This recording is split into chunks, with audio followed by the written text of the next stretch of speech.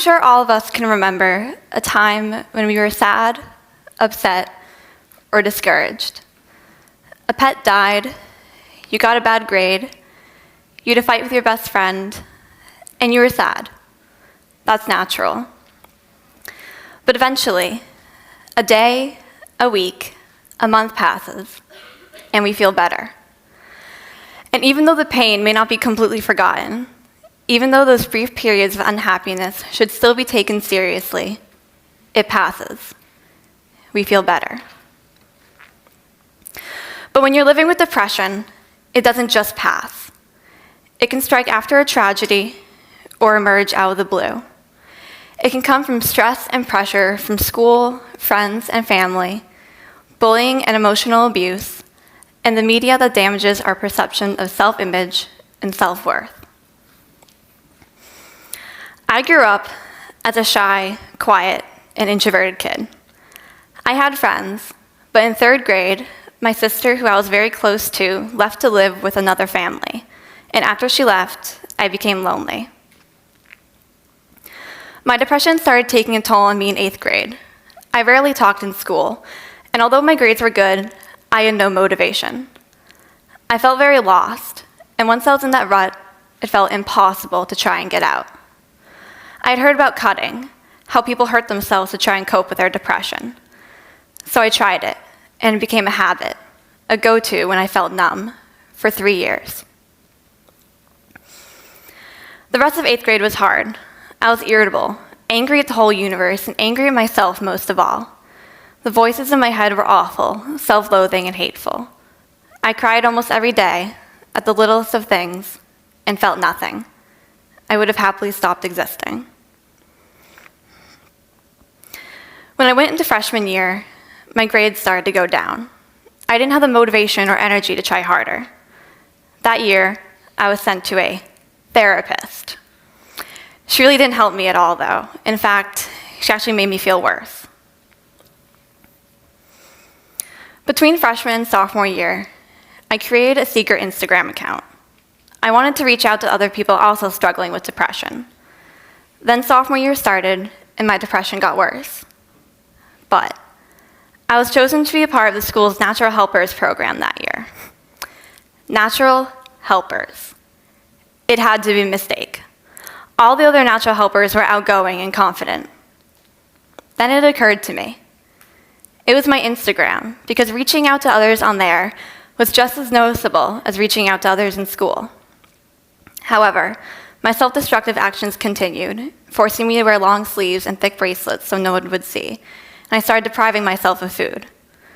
I was sent to a different counseling place, which included group therapy.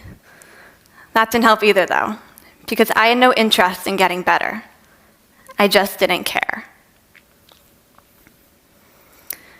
During these years, there were many times when I wanted to die. I didn't necessarily want to kill myself, but I wanted to stop existing. I became unsafe. One night, the weekend before final exams, someone who still remains anonymous to me was afraid for my safety and called 911.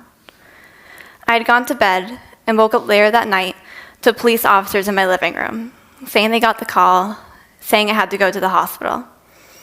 I spent a fear-racked night in the emergency room, talking to various doctors and counselors, crying into the scratchy blue hospital gown. Talking to my parents was the worst part. I felt like I had let them down, because I wasn't as strong as they thought I was. School ended, summer began, and I felt just as lost as before. I didn't see a light at the end of the tunnel. A few weeks into summer, my parents decided to send me to a summer camp called Tanglewood, up in Lincolnville, to do a 3-week leadership program. Yeah, a 3-week leadership program. Perfect. Just what I needed. I was furious. The thought of living in the woods with other teenagers who I didn't know was terrifying. Despite my pleading, I had no choice. There were 5 other kids in the leadership program, 2 girls and 3 boys, and 1 male and female counselor. At first, I tried to isolate myself from them. I was scared to open myself up to them. But after all the challenge courses and group bonding activities, after 8 days of hiking and canoeing in the wilderness, I grew to trust them. They involved me in games and conversations. They offered me a seat next to them. They paid attention to me when I shared an idea. They went out of their way to make me laugh.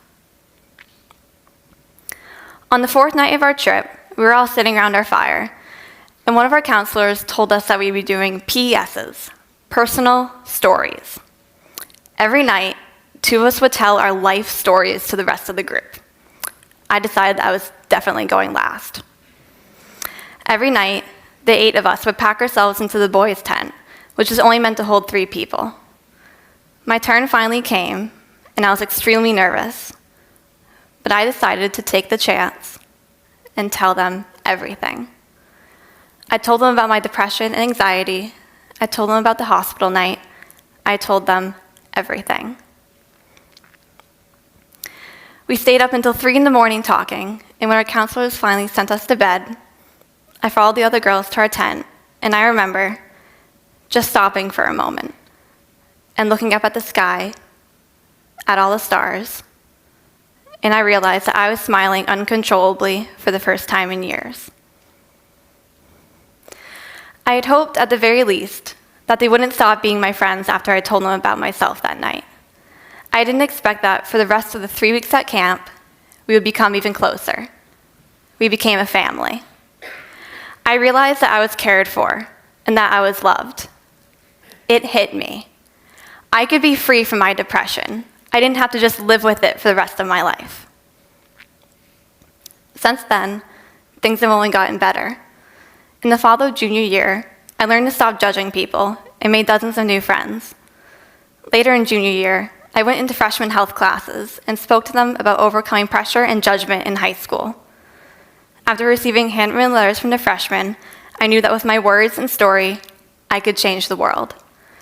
I still use my Instagram to post encouraging quotes and personal stories to my almost 3,000 followers, including lots of my classmates.